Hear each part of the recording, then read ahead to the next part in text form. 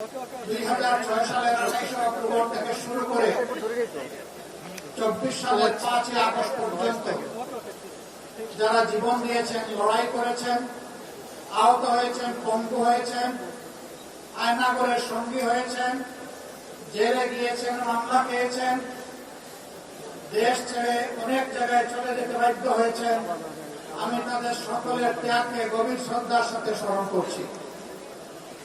জীবন দেওয়া সকলের জন্য মহান প্রভুর দরবারে শাহাদাত কামনা করছি। এই জীবন পার্টিকুলার কোন দল দেয়নি,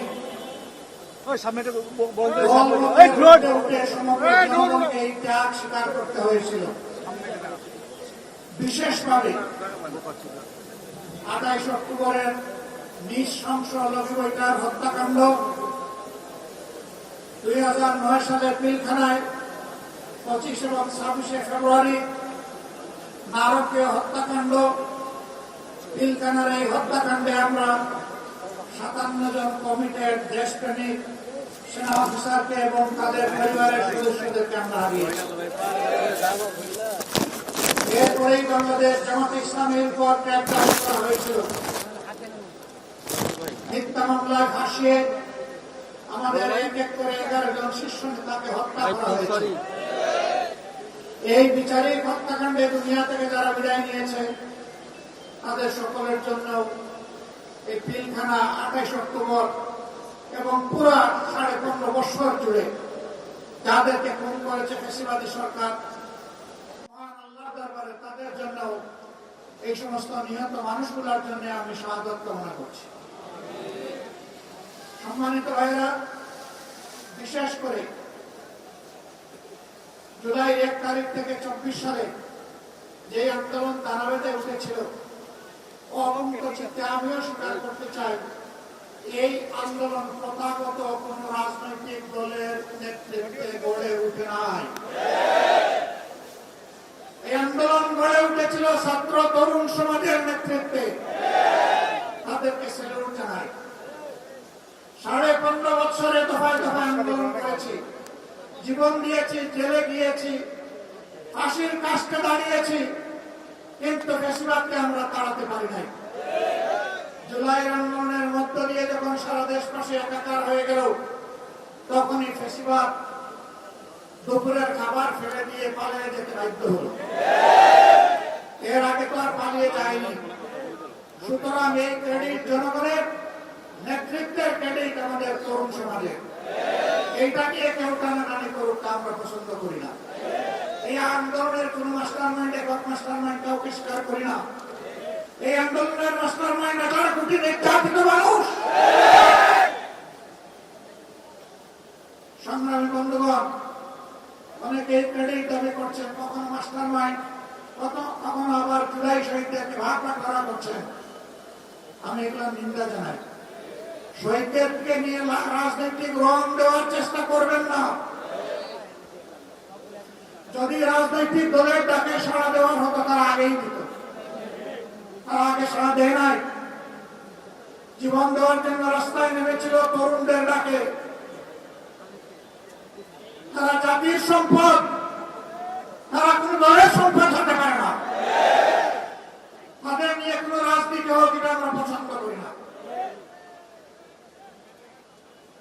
আহত পঙ্গু হয়ে যারা এখনো কাতরাচ্ছে, শরীরে অসংখ্য বুলেট পিলেট নিয়ে রাতে একটুখানি ঘুমাতে পারে না, স্বাভাবিক জীবনযাপন করতে পারে না, চলাফেরা করতে পারে না, এখনো রিজার্ভের সেই মেটালিক কেস নিয়ে তাদেরকে হাঁটতে হয়, এখনো ব্যাংককের হাসপাতালে বিছানায় পড়ে আছে, এখনো ঘরে ঘরে সেই পঙ্গু যোদ্ধারা কাতরাচ্ছে।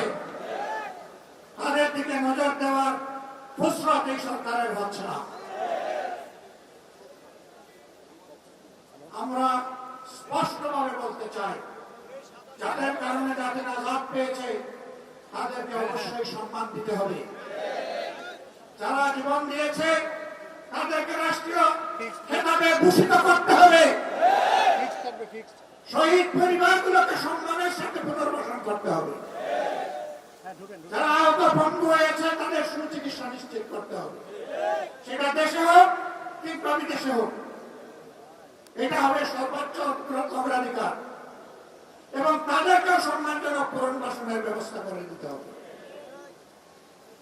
খুনিদেরকে, ফ্যাসিস্টদেরকে বিচারের আওতায় এনে তাদের শাস্তি নিশ্চিত করতে হবে।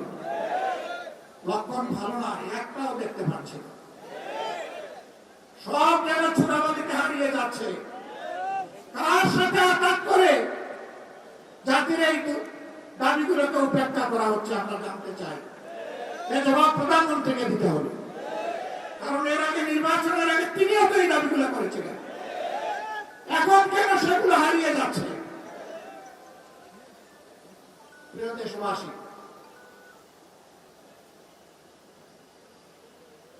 এইখানে মুজিবুর রহমান ভূঁইয়া মঞ্জু বলে গেছেন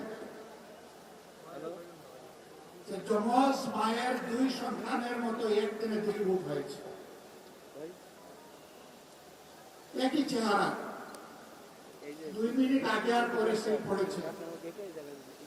এখন এক সন্তানকে মা তার সন্তান হিসেবে ধারণ করে আরেকজনকে অগ্রাহ্য করে, এমন কোন মাকে দুনিয়া খুঁজে পাওয়া যাবে? তাহলে এখন যারা ক্ষমতায় আছেন তারা এই আচরণ করছেন কেন? এটা জাতির সাথে সুস্পষ্টভাবে প্রতারণা, এবং তারা সংসদে দাঁড়িয়ে এটা স্বীকার করে নিয়েছেন। স্বীকার করে নেওয়ার জন্য ধন্যবাদ। মনে রাখবেন, এই স্বীকারোক্তির মাধ্যমে আপনারা প্রতারক হিসাবে জাতির সামনে নিজেদের নাম রেজিস্ট্রেশন করে নিয়েছেন। আপনারা ধোঁকাবাজ। এই জন্য এই সরকারের অনেককে দেখলে এখন জুলাই যুদ্ধের আওয়াজ তুলে ভুয়া ভুয়া।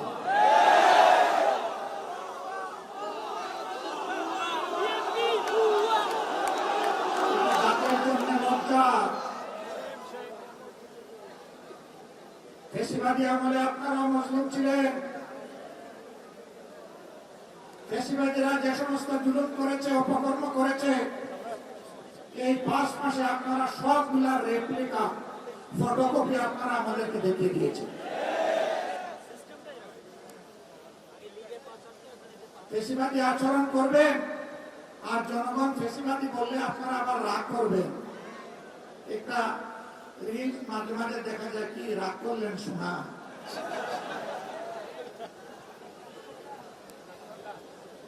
ফ্যাসিবাদী আচরণ ছেড়ে দেন, জনগণ ফুলের মালা দিয়ে আপনাদেরকে বরণ করবে, দেশ গড়ার কাজে সাহায্য করবে। এ দেশ আমাদের সকলের, দেশকে আমরা ভালোবাসি, কিন্তু আল্লাহর কসম কে বলছি, বাংলার জমিনে কোন ফ্যাসিবাদকে আমরা সহ্য করব না।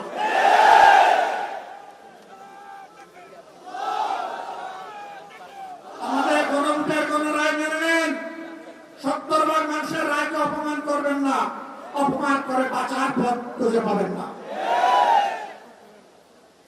জনগণের রায়কে যারাই অপমান করেছে তাদেরকে অপমানজনক ভাবে পালাতে হয়েছে।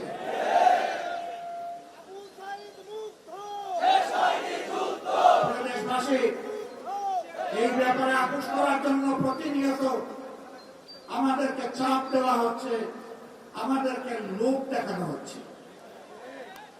আমরা পরিষ্কারভাবে দেশবাসীকে সাক্ষী রেখে বলতে চাই, আপনাদের গণভোটের গণরায়ের পাহারাদারি আমরা করব ইনশাআল্লাহ।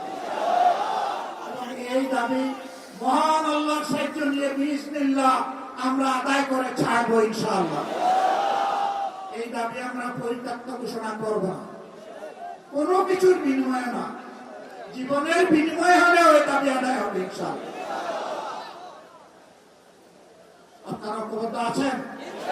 থাকবেন? লড়তে রাজি আছেন? বাকি স্পন্তা হেলমেট সবগুলোকে বুড়ি আঙ্গুল দেখানোর জন্য প্রস্তুত আছেন?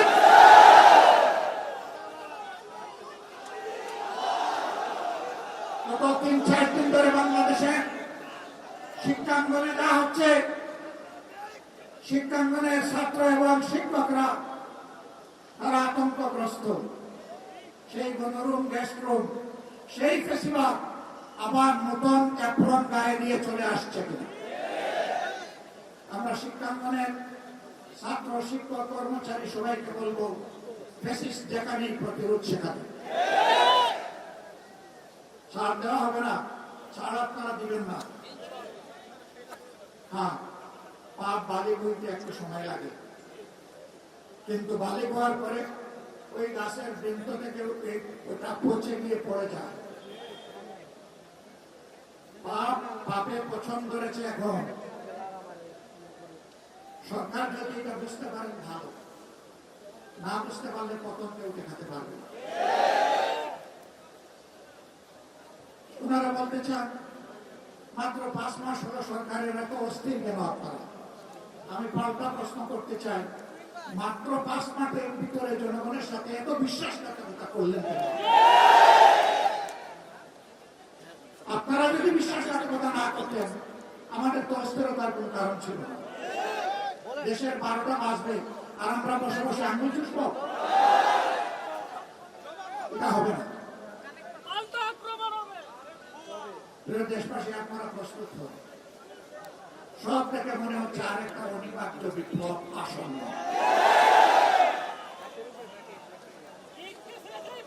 এই বিপ্লবের জন্য আমি আপনাদের সবাইকে প্রস্তুতি নিতে আহ্বান জানাচ্ছি। এখানে আমরা যারা বসেছি অনেক বয়স্ক, অনেকে তরুণ।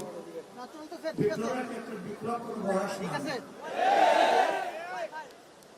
যেমন 24শে জুলাই আবার বৃদ্ধ বনিতা, 10 মাসের শিশু থেকে 90 বছরের বৃদ্ধ সবাই ছিল রাজপথে। আগামীতেও বয়স বিপ্লবকে সঙ্গ দিয়েই সামনে এগিয়ে যাবে ইনশাআল্লাহ। সেদিন সবাই হবে তরুণ, সবাই হবে যুবক, এবং ফ্যাসিবাদের বিরুদ্ধে লড়াই হবে আপসী, তীব্র, বিজয় ছিনিয়ে আনার লড়াই হবে ইনশাআল্লাহ। যে জন্মের ভয় দেখাবেন না, আল্লাহর মেহেরবানিতে এগুলোকে কোনো পাত্তাই নেই। ফাঁসির ভয় দেখাবেন না। ফাঁসির রশি যদি জাতির মুক্তির জন্য প্রয়োজন হয়, ফুলের মালা হিসাবে কবুল করে দেব। ফাঁসির তক্তার উপর দাঁড়িয়ে বুক কাঁপবে না, বুক কাঁপবে না, বিজয়ের জয়ধ্বনি শুনিয়ে যাব ইনশাআল্লাহ। সম্মানিত বন্ধুগণ, গ্যাসের দাম কখন বাড়ানো হয়? বাড়ানোর আগে গ্যাস কমাই দেওয়া হয়। সমাজে সংকট সৃষ্টি করা হয়, জনগণ অতিষ্ঠ হয়ে ওঠে। এই ফাঁকে গ্যাসের দাম বাড়াইয়ে বলে, জনগণ বলে যাক বাবা, দাম বাড়লে ফাইয়া করিস। এটা ফ্যাসিবাদী প্র্যাকটিস। যদি দাম বাড়ানোর আগে সংকট সৃষ্টি হয়, আর সংকট সৃষ্টি হওয়ার কারণে যদি দাম বাড়ার পরে আবার সংকট দূর হয়ে যায়, তাহলে দাম না বাড়াইয়া সংকট দূর হয় না। এটা জনগণের সাথে ধোঁকা, প্রতারণা। অতীতে যারা জনগণের সম্পদ লুণ্ঠন করেছে, চুরি করেছে, ডাকাতি করেছে, এখন সরকারি দলের বিজ্ঞ ব্যক্তি বলেছেন সেই চুরি ডাকাতি অপরাধের প্রবৃদ্ধি হয়েছে, কোন পরিবর্তন হয় না। এটা আরেকটা রাজসাক্ষী, স্বীকারোক্তিমূলক জবানবন্দি 164 ধারা। ওনারা সংবিধান বলেন তো, এই জন্য একটু সংবিধান বললাম। আসুন আমরা প্রতিজ্ঞা করি, জনগণের দুর্ভোগ যেখানে, সন্ত্রাস যেখানে, ফ্যাসিবাদ যেখানে, জনগণের অধিকার হরণ যেখানে, সেখানেই আমরা অগ্নিগিরি হয়ে চলে উঠব ইনশাআল্লাহ। কোনো বাধা মানব না, কোনো বাধা মানব না ইনশাআল্লাহ, কোনো বাধা মানব না। আমাদের বিশ্বাস মহান আল্লাহ তাআলার উপরে। জমিনের কোন শক্তিকে আমরা পরোয়া করি না। কোন আধিপত্যবাদের কাছে বাংলাদেশ আর মাথা নত করবে না। কোন শাসক গোষ্ঠী যদি মাথা নত করে, জনগণ তাদেরকে সমুচিত শিক্ষা দেবে। এগিয়ে যাক প্রিয় বাংলাদেশ। এটা নিষ্কলুষ, ফ্যাসিবাদ মুক্ত, মানবিক ন্যায় এবং ইনসাফের ভিত্তির উপর একটি সম্মানের বাংলাদেশ, মাথা উঁচু করে দাঁড়ানো বাংলাদেশ দেখতে চায়। এই লড়াই চলবে ততক্ষণ পর্যন্ত, যতক্ষণ পর্যন্ত এই প্রত্যাশা আমাদের পূরণ না হবে। সবাইকে ধন্যবাদ। কষ্ট করে আপনারা এসেছেন। কষ্ট কেবল শুরু, শেষ হয়নি। লড়াই কেবল শুরু, শেষ হয়নি। আগামীকাল জনদুর্ভোগ নিয়ে এই কাছেই মুক্তাঙ্গনে আপনাদের সকলের দেওয়া। আগামীকাল আবার দেখা হবে ইনশাআল্লাহ। আল্লাহ হাফেজ।